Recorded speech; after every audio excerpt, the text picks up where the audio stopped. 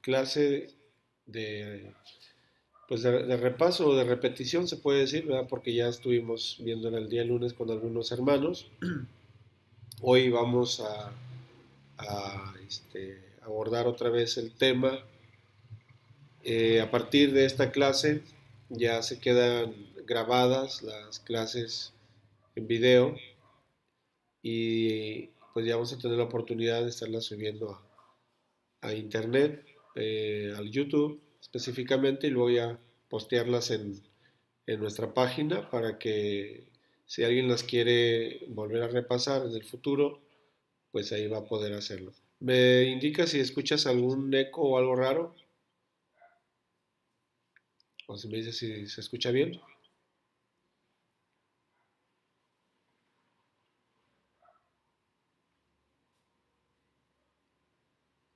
Ok, perfecto. Lo que pasa es de que tengo otra computadora aquí a un lado prendida y a veces a veces de repente se llega a dar alguna señal como de rebote, pero parece que todo está bien. Muy bien. Este, vamos entonces a pasar con nuestras diapositivas. La primera diapositiva. Este ha venido siendo el tema que hemos estado analizando durante esta semana o la semana anterior, y con esta conferencia o videoconferencia vamos a estar cerrando ese tema. ¿Por qué los paradigmas cambian?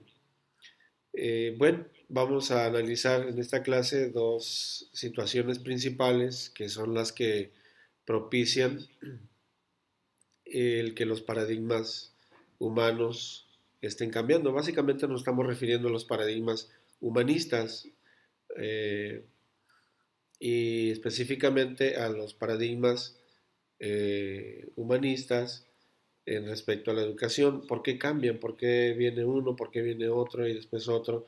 Desde muchos siglos atrás. Bueno, los más abordados son del siglo XVII al presente. Ahorita vamos a ver un poquito de eso.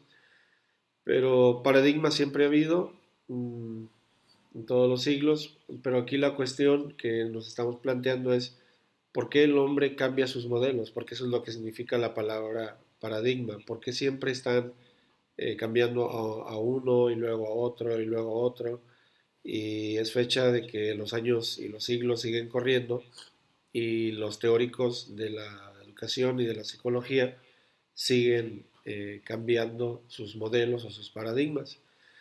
Bueno, entonces partimos de esta pregunta: ¿por qué los paradigmas cambian? Hay dos áreas principales que influyen en ese suceso. Una es lo que son las teorías de la educación. Esto quiere decir que hay hombres y mujeres que se dedican a teorizar, conciben alguna idea diferente y entonces construyen una nueva teoría.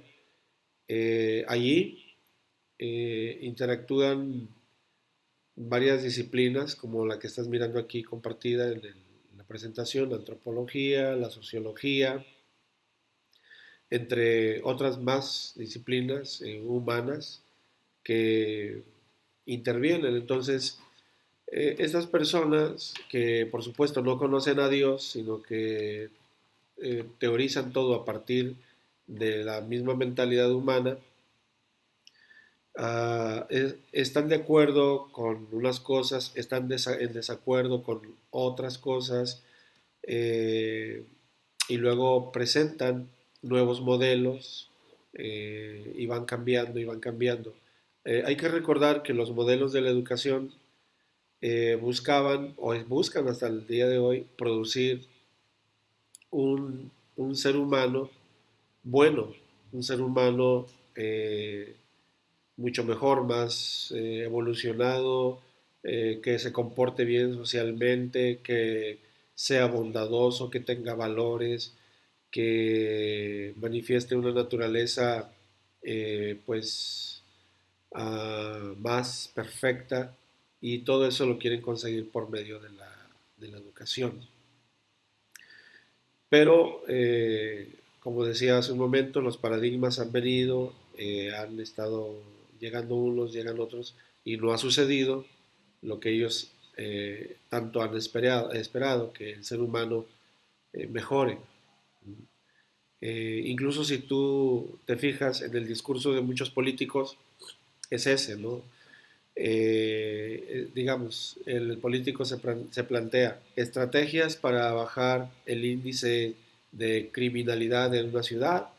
Bueno, pues hay que darle más educación, ¿no? Eso es lo que plantean hasta el día de hoy como una salida, como una posible solución. Muchos políticos en el mundo, no solo en México, en todo el mundo, ¿no? Dan por hecho que la educación es la respuesta para producir un mejor ser humano y por ende va a bajar el índice de criminalidad en tal o cual país, lo cual no sucede hasta el día de hoy. Hoy en día tenemos muchísima gente estudiada con profesión, con licenciaturas, con doctorados, con diferentes alcances académicos. Si hay una época en la que más se ha conseguido acceso a la educación, es precisamente esta, y más porque la información está al acceso muy fácil con las telecomunicaciones como el Internet, pero parece que la educación llega a en grandes cantidades a las personas, pero no sucede el cambio que estos teóricos plantean. También hay que agregar que los teóricos de la educación parten sobre la idea de que el ser humano es bueno por naturaleza, lo cual es un error, porque la palabra de Dios dice todo lo contrario. La palabra de Dios dice en el Salmo 51, en pecado me concibió mi madre. Y luego la palabra de Dios me dice en prácticamente todo el libro de Romanos que el pecado es la razón por la cual el hombre se porta como se porta y la sociedad está como está. Entonces, um, esa teoría de ellos de que el hombre es bueno por naturaleza, esta es un error terrible. Es una manera tal vez también de ellos, un tipo de ateísmo en el que no quieren reconocer el poder de Dios y por lo tanto desvían o quieren mantener esa premisa de que la educación va a ser la respuesta para el cambio de la humanidad. Y pues no ha sucedido. Luego, por otro lado, después de las teorías de la educación, tenemos la psicología la psicología propiamente en la educación. Hay que recordar también que la psicología es una ciencia y la ciencia, como cualquier ciencia, hoy te va a decir una cosa y mañana va a cambiar. Hay muchas teorías en la ciencia y mucha gente pues acepta las teorías como si fueran verdades y a lo que quiero llegar es de que después de esas teorías se comprueba lo contrario y luego cambia. Ese es el rol que regularmente tiene la ciencia. En este caso, la psicología le sucede lo mismo. En los años 60, en los años 70, en los años 80, la psicología enseñaba cosas muy diferentes a las que está enseñando el día de hoy. La psicología de la educación entonces es una ciencia y como tal pues también es una ciencia cambiante. Entonces, viendo esos dos panoramas, llegamos a la respuesta del por qué los paradigmas cambian, ¿no? Voy a pasar a la siguiente diapositiva. Hasta aquí todo bien, hermano Enrique. Entonces, si tengas alguna pregunta o comentario, puedes hacerlo con toda libertad en el chat. Yo te puedo estar leyendo y aquí vamos a estar interactuando. Muy bien. Eh, Bien, aquí tenemos a nuestra consideración algunos teóricos de la educación. Si tú recuerdas, estuvimos estudiando a Comenius, ¿verdad? Fue uno de los primeros teóricos que estuvimos estudiando al iniciar nuestro seminario, específicamente en esta materia de pedagogía bíblica. Y a excepción de Comenius, de ahí para adelante lo que es Rousseau, Pestalozzi, John Dewey, Montessori, de Crowley, Piaget y Neil, son teóricos que piensan que lo que decía hace un momento, ¿no? Que el niño es bueno por naturaleza. Eh, Aquí hay algo que sería importante ver. Cuando los teóricos dicen que el niño es bueno por naturaleza, yo decía en la clase pasada que lo que están confundiendo los teóricos más que nada es la inocencia del niño, pero no, no es realmente el niño inocente. Bienvenido hermano Job, qué bueno que te nos unes. Aquí está el chat también, la parte izquierda, hermano Job. Tú ya conoces un poquito la plataforma, por ahí si al rato nos quieres saludar o compartir algo. Muy bien. Eh, de Rousseau, Pestalozzi en adelante, todos ellos tienen la teoría de que el niño es bueno por naturaleza. Ah, esto quiere decir, por ejemplo, Rousseau, en sus teorías él decía, a ver, la manera en que vamos a mantener al niño bueno, porque digo, él cree que el niño es bueno por naturaleza, nació bueno, y Rousseau decía, la manera en que vamos a mantener al niño siendo bueno es separarlo de la sociedad, porque la sociedad es la que influye en el niño y lo afecta y después lo convierte en un ser malo, sin valores y antisocial. Entonces él decía que una de las formas para mantener la bondad del niño era aislarlo en la sociedad. Pero se ha hecho, se ha intentado y, y no se ha logrado, obviamente. Desde la perspectiva bíblica, lo que estamos viendo es que Rousseau y los demás teóricos lo que están viendo en el niño cuando es niño no es que sea bueno, sino que es inocente, porque ya trae la semilla del pecado. Desde el momento que nacimos, todos traemos ya la semilla del pecado y es cuestión de tiempo nada más para que ese pecado se manifieste. Eh, Va a llegar el niño a la adolescencia y va a empezar a manifestarse esa semilla de pecado, esa naturaleza inclinada hacia lo malo o hacia el pecado. Y la educación no puede, aunque quiera, no puede quitarnos esa ley de pecado que traemos todos desde que nacimos. Es más, si nosotros agarramos a un puñado de niños e hiciéramos un experimento, los pusiéramos en una isla donde no tuvieran contacto con ningún ser humano y los dejáramos ahí por espacio de 40 años, nosotros les vamos a proveer, sin que ellos se den cuenta, su alimento, su agua, todo les vamos a proveer. Pero si los tuviéramos ahí, ellos crecieran solos y sin la influencia de ninguna sociedad, tarde o temprano también se manifestaría en todos esos niños la naturaleza de pecado, porque es una ley que todo el capítulo 7 de Romanos habla acerca de esa ley que está dentro de nosotros. Como Pablo decía, yo tengo el querer hacer el bien, pero no hago el bien que quiero, sino el mal que no quiero es el que termino haciendo. Por ahí si le dan una estudiada a ese capítulo 7 de Romanos, es exactamente eh, lo que nos enseña la palabra de Dios y va en contraposición con lo que enseñan los teóricos de la educación. Muy bien, voy a pasar a la siguiente diapositiva. Hasta aquí, si tienen algún comentario, pues con todo gusto pueden hacerlo. Bien.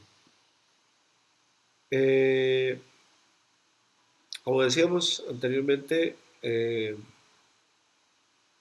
Comenius es diferente en su apreciación. Comenius cita mucho lo que es el, las características humanas de las personas, pero Comenius supedita o entiende que esa naturaleza debe de estar bajo el dominio del Espíritu Santo. Esa es la enseñanza de Comenius. Esa es la forma en que él enseña, esa es la manera en que él eh, plantea su pedagogía, eh, es la manera en que él llega y concluye. Ahora, por eso sabemos que Comenius, aunque reconocía las características humanas, pero él entendía que esas características humanas por sí solas no eran suficientes, sino que tenía que estar influenciada la persona por el poder de la palabra de Dios, por la influencia del Espíritu Santo, y entonces era cuando la persona podía llegar a ser una nueva criatura. Entre tanto, ¿no? En muchas universidades, cuando citan a Comenius, solo ven al Comenius humanista. Por eso, si ustedes llegan a leer algunos artículos en internet, muchas universidades citan a Comenius como un simple humanista y no citan eh, toda la idea de Comenius.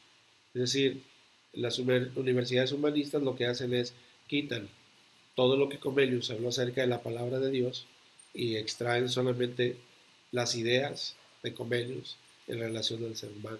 Y hasta ahí llegan.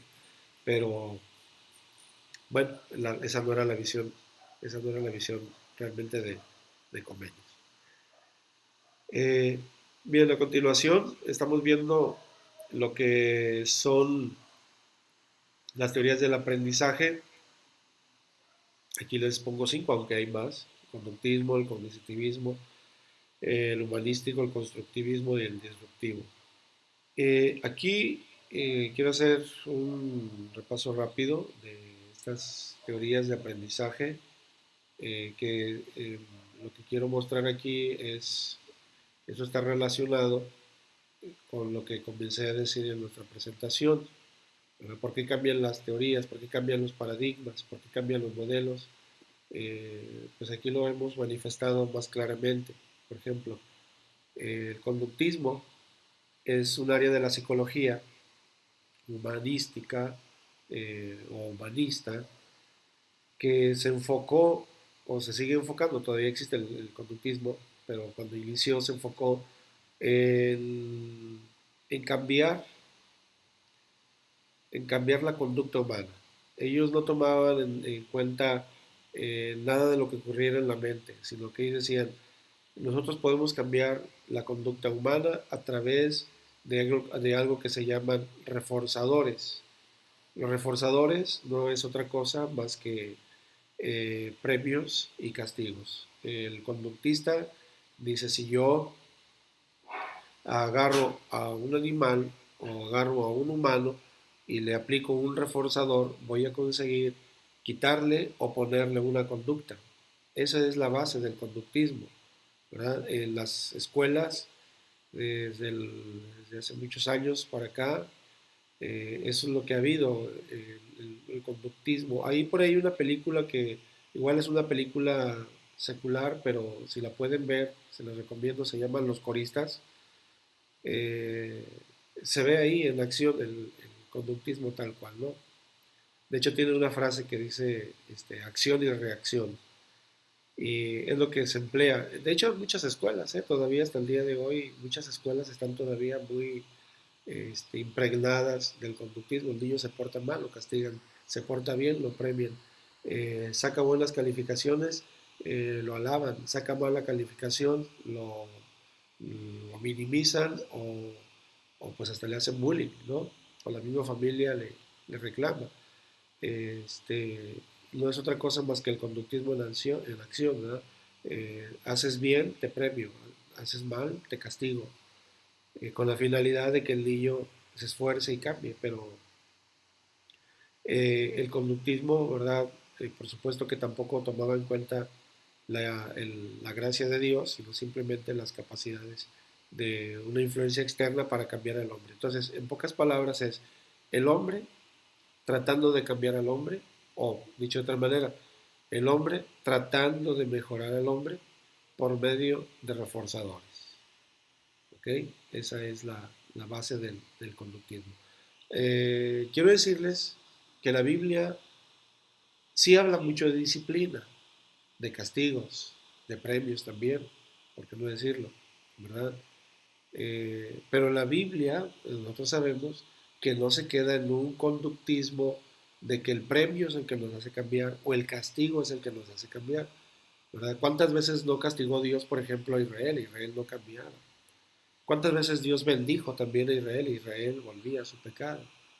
Entonces, aunque la Biblia tiene muchos esbozos de lo que habla el conductismo, pero no es el premio o el castigo lo que hace que el hombre cambie, ni es la forma en que Dios cambia al hombre, sino que hacia donde apunta la palabra de Dios es que la gracia, al final de cuentas, el poder del Espíritu Santo, es el que termina cambiando al hombre. Muy bien, después de esto tenemos lo que es el cognitivismo. Esta teoría lo que trata es de que se tome en cuenta ya los procesos mentales y que el hombre razone solo. Es decir, a ver, ustedes ahora, humanos, ¿verdad? Piensen, mediten, razonen, eh, usen su mente, lleguen a buenas conclusiones y en las buenas conclusiones a las que lleguen, entonces actúen en consecuencia a esas cosas buenas que tú entiendas. Eso es lo que enseña así a grandes rasgos lo que es el cognitivismo, ¿no? Apela a los procesos mentales, que la persona, ¿verdad?, utilice todas sus capacidades mentales para que el proceso de enseñanza y aprendizaje mejore y se produzca un mejor ser humano. Pero volvemos otra vez a lo que dice la palabra de Dios. La escritura dice otra vez en lo que es el capítulo 7 de Romanos, eh, Pablo decía, ¿verdad? Pues yo sé lo que está bien, o sea, mi mente me dice que es lo que está bien, pero mi carne no quiere actuar conforme a lo que dice mi mente. Entonces, el bien que quiero hacer no lo hago, sino antes el mal que no quiero hacer, eso es lo que termino haciendo. Entonces, esto va eh, muy, ¿cómo te diré? Muy en contra, lo que es Romanos 7, a lo que el cognitivismo por sí mismo trata de lograr. Luego pasamos a lo que es el paradigma humanístico. El humanístico lo que quiere es plantearlo de otra manera. El paradigma humanístico dice, ok, a ver, algo se nos está quedando fuera. Vamos ahora a tratar de tomar todos los rasgos del ser humano, todas sus capacidades mentales, su moral, su ética, sus capacidades, sus mejores capacidades como persona, como ser humano. Vamos a ver al hombre holísticamente, que todo lo que conforma a un ser humano, vamos a tratar de potenciarlo, vamos a tratar por medio de la educación, potenciar todo lo mejor del ser humano, vamos a ser bondadosos con el ser humano, vamos a darle mucha paciencia, vamos a darle mucho amor, vamos a darle mucha tolerancia, vamos a darle todo lo bueno que como seres humanos podamos tener, vamos a meterlo en un paradigma que sea el paradigma humanístico y por medio de esto vamos a tratar de conseguir a un mejor ser humano. Eso es lo que trata de enseñar de alguna manera el modelo humanístico. Hoy en día está entrando en muchas aulas eso, ¿verdad? Ahorita a los maestros se les dice no levanten la voz al niño, si llega tarde, pregúntale suavecitamente, ¿verdad? Perdón, suavemente, este, mijito, ¿qué te pasó? ¿Por qué llegas tarde? Al maestro se le instruye para que, bueno, antes había muchos abusos, ¿no? A lo mejor a ustedes les tocaron también cuando te aventaban el borrador, te estiraban las patillas, te daban un coscorrón, te castigaban. Ahora no, ahora el maestro, digo, eso era puro conductismo, ahora el maestro se le instruye a que sea un alma de Dios, por decirlo de alguna manera, con el niño, y que por medio de eso, digo, no está mal, ¿eh? O sea, está bien que los maestros sean así, es muy bueno. Pero mm, volveríamos otra vez a lo mismo, de que es el hombre tratando de cambiar al, al hombre. Estoy tratando de perder mi foco, pero parece que ya se nos fundió también. Bueno, entonces eh, se intenta por ese lado, ¿verdad? Y tampoco funciona, o sea, el hombre no cambia, sigue igual, seguimos obteniendo el mismo resultado. Entra un nuevo paradigma que es el constructivismo. El constructivismo es algo así como, voy a ponerlo muy general, el constructivismo es algo como, a ver, este, vamos a dejar ahora que el ser humano agarre todo el conocimiento que pueda, construya su conocimiento él mismo, vayan haciéndose cada quien de sus propias opiniones, de sus propias ideas, y no vamos a reprimir ninguna idea, ¿no? Vamos a ser muy abiertos, ¿no? Con las ideas que cada quien vaya construyendo. Y ahora el maestro, ¿verdad? Lo que sucede es, por ejemplo, si un niño dice, maestro, pues yo tengo esta idea de la vida, el maestro ya pierde, el maestro ya no es propiamente un maestro. El maestro ya no es una persona que te va a aportar de su madurez y de su sabiduría para enseñarte. Ahora no, el maestro solo es un guía. Como que se le quitó cierta autoridad al maestro y ahora se deja que cada persona construya su propia concepción del aprendizaje, de la vida, de los contenidos. ¿Y a dónde nos lleva el constructivismo? Bueno, pues que ahora el maestro ya no te va a decir, mira, esta es la manera de vivir, esto es lo que tienes que hacer, esta es la forma en que te tienes que comportar, esta es la manera en que te tienes que conducir, sino que ahora el constructivismo enseña de que, bueno, pues cada quien este, cree su propia forma, llega a un entendimiento particular, y por eso es que estamos viendo ahorita muy de moda, por ejemplo, lo que son los matrimonios gays, la famosa tolerancia, ¿no? La tolerancia que se está predicando ahorita a nivel mundial, de que si alguien quiere hacer con su vida lo que quiera, déjalo, pues acéptalo como es, ¿verdad? Hay un choque frontal con la Biblia de muchas personas porque la palabra de Dios te señala, ¿verdad? Lo que debes y lo que no debes hacer. Y el constructivismo, pues, abona la tierra, abona el- las ideas para que, bueno, pues es que esta es la manera en que yo construyo mi propia realidad, yo construyo mi conocimiento, mis ideas, ¿no? Y bueno, por ahí es donde nos lleva el constructivismo. Entonces, de alguna manera,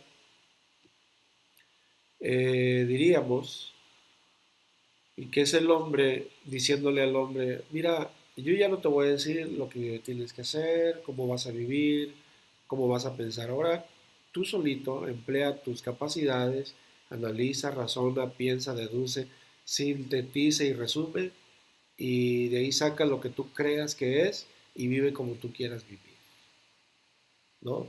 Nada que ver con lo que nos enseña la palabra de Dios. La palabra de Dios nos marca una línea. La palabra de Dios nos marca un modelo, ¿verdad? Que choca frontalmente también con esa manera de pensar humanista. Y por último, bueno, pues tenemos el disruptivo, ese es muy moderno, el paradigma disruptivo. Esto quiere decir, ¿verdad?, que ahora pues ya cada quien a como pueda, donde quiera, ya no se va a ocupar tanto como que un maestro, como que una aula, perdón.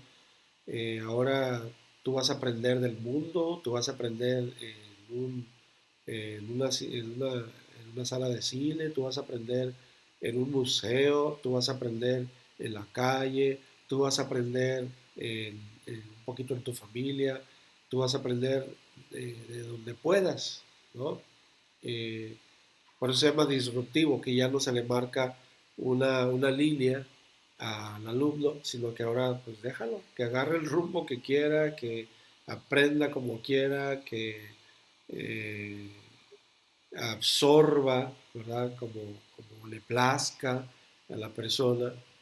Y bueno, pues con sus respectivos peligros, ¿no? Porque de ahí ya la criatura, es decirle, mira, este muchacho, mira, hijo, yo ya no te voy a decir cómo vivir, ahora tú, lo que tú quieras hacer en tu propia vida, ya ni como padre, ni como maestro, ni como nada, tú solo ve encontrando tu propio camino y vive, ¿verdad? Como tú quieras, como te parezca bien vivir, ¿no?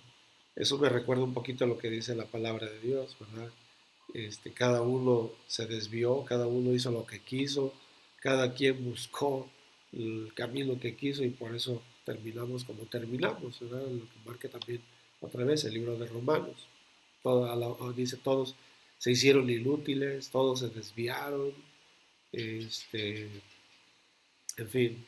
Entonces es como que estamos volviendo, se está remarcando en la educación de hoy en día, se está remarcando esa independencia de Dios, esa independencia de un maestro, esa independencia hasta de un padre o de una madre. Ya nadie me va a regir, sino que yo voy a hacer lo que yo quiera, ¿no? Hacia allá es hasta donde se está ahorita orientando la educación mundial, créanlo o no. Yo ahorita que estoy estudiando estas cosas, eso es lo que veo, ¿verdad? Y pues lo que viene más adelante, la palabra de Dios no nos cuesta mucho adivinar, ¿verdad? En lo que el panorama que nos presenta la palabra de Dios es exactamente eso. Un hombre completamente independiente, sin rienda, sin, sin líneas y valores bien definidos de lo que debe de ser, sino que cada quien haciendo lo que bien le parece. Ahora sí que como el panorama, ¿no?, que vemos en el libro de Jueces, que dice la Escritura, que cada quien hacía lo que bien le parecía. Si hasta aquí tienen alguna pregunta o comentario, no me dejen solito, no me dejen hablar solo, me siento un poco aquí como que hablando con la computadora, pero yo entiendo que están escuchando, pero pueden comentar, sientan esa libertad. Bien, si hay alguien que por ahí quiera escribir, bueno, ahorita lo leemos. Muy bien, hermano Enrique. Eh, el paradigma bíblico. Ahora sí vamos a entrar a lo que es el modelo de los modelos, el modelo más sublime, el, el modelo de la palabra de Dios, el paradigma bíblico. Primera de Corintios 2:11 dice, porque entre los hombres, es decir, de hombre a hombre, o de hombre a mujer, o de mujer a hombre, porque entre los hombres, ¿quién conoce los pensamientos de un hombre, sino el espíritu del hombre que está en él? Esta palabra espíritu, más que nada se refiere a la mente. Entonces, parafraseado o dicho de otra manera, sería así. ¿Quién conoce la mente o sea, los pensamientos de un hombre, sino la mente del hombre que está en él? Eh, Aquí hago una pausa. Lo que la Biblia trata de decirnos aquí, lo que el Espíritu Santo trata de decirnos aquí es que Como humanos, sí conocemos muchas situaciones que se dan en otros humanos. La Biblia lo acepta. Dios nos dio esa capacidad de examinación. Por eso existe la psicología de alguna manera, aunque también está la psicología como ciencia está desviada de lo que es la verdad de Dios, aunque hay mucho de cierto en la psicología y que la palabra de Dios también no lo contradice, ¿no? Yo de mi parte eh, acepto, creo, entiendo que lo que es la psicología cristiana, ¿no? Eh, pero desde el punto de vista bíblico, no humanista. Entonces, retomo. ¿Quién conoce los pensamientos del hombre sino el espíritu del hombre que está en él? Esto quiere decir que como humanos, los seres humanos de una persona a otra, sí podemos entender lo que le pasa a otro humano. Por ejemplo, tú ves triste a alguien y sabes lo que está sintiendo, o sea, porque tú lo viviste antes. Si alguien te dice yo me siento triste, tú sabes perfectamente qué es la tristeza, ¿verdad? Si alguien te dice estoy alegre, ¿no? Si alguien te dice, pues me quiero casar, eh, lo que ya ha sucedido en ti anteriormente te hace entender a la otra persona. Pero tenemos un límite. Podemos comprender hasta cierta medida a otras personas y con limitancias.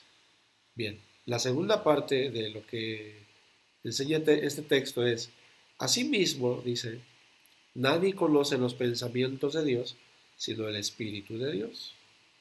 Entonces, aquí lo que trata de decirnos la enseñanza es que el Espíritu Santo o el Espíritu de Dios es el encargado de no solo entender la mente humana, sino también transformar la mente humana. Es decir, no tiene limitancias, no tiene limitantes el Espíritu de Dios. Una vez que la persona se somete a Dios, así sea una persona analfabeta, el poder del Espíritu de Dios cambia la mente de esa persona que no tiene educación secular tal vez, no fue ni la primaria, no sabe ni leer ni escribir, pero el poder del Espíritu Santo es tan eficaz que entra a la mente humana y la cambia y la hace una nueva criatura, conforme dice en 2 Corintios 5:17. En una persona que tiene un grado académico, licenciado, arquitecto, abogado, médico, eh, lo que sea, pero que no está Dios en su noticia, la educación por sí misma no le sirve para la vida. No satanizamos la educación, quiero que se entienda bien eso. No satanizamos la educación. La educación sirve para la vida, pero no sirve para hacer nuevas criaturas. No sirve para transformar vidas conforme a la voluntad de Dios. Pero cuando una persona llega con o sin títulos académicos a la presencia de Dios, el Espíritu de Dios cambia la mente de esa persona y lo hace una nueva criatura. ¿Qué es esa nueva criatura? Pues es lo que quiere conseguir las teorías de la educación del día de hoy, la psicología de la educación, es lo que el hombre hasta el día de hoy quiere conseguir por medio de la educación secular y no lo consigue. Solo lo consigue Dios a través de estas cosas. Primero, el que el hombre se arrepiente, enseguida en ese instante entra en acción el Espíritu de Dios, dándole salvación y una nueva naturaleza, y posteriormente entra en acción la palabra de Dios. Y de ahí se extrae lo que es el paradigma más eficaz, más bien el único paradigma que puede transformar al hombre por medio de una enseñanza. Por eso pongo aquí abajo, Dios, por medio del Espíritu Santo, está por encima de la mente humana. Y ojo, dice, no solo enseña, es decir, lo que hace la educación secular, solo te enseña. Dios no es así, Dios no solo enseña, pero también te transforma. ¿Cómo lo hace? Pues como lo acabamos de decir, la persona viniendo a Cristo, el Espíritu Santo entrando en tu vida y después la palabra de Dios tomando acción eh, eh, en tu vida completa, vas adquiriendo conocimientos de la palabra de Dios que van transformando tu vida. Incluso algunos de ustedes, y yo también, ya tenemos años en el Evangelio sirviéndole a Dios y la palabra nos sigue transformando, ¿no es cierto? La palabra de Dios sigue produciendo un mejor hombre, una mejor mujer que se parece cada día más al carácter de Cristo. Bien, después pasamos ya casi para terminar, a lo que es Efesios 4:23, que dice que seáis renovados en el espíritu de vuestra mente. ¿Sí? Recordemos que la educación quiere cambiar la mente y la vida de las personas por medios de esfuerzos humanos. No lo consiguen, pero el espíritu es la respuesta, el espíritu de Dios es la que renueva el espíritu de nuestra mente. Por eso decimos que la psicología cristiana toma en cuenta las facultades cognitivas, pero se somete a la influencia del Espíritu Santo. Es decir, eh, imaginemos a una persona deprimida. La palabra depresión es un término psicológico, ¿no?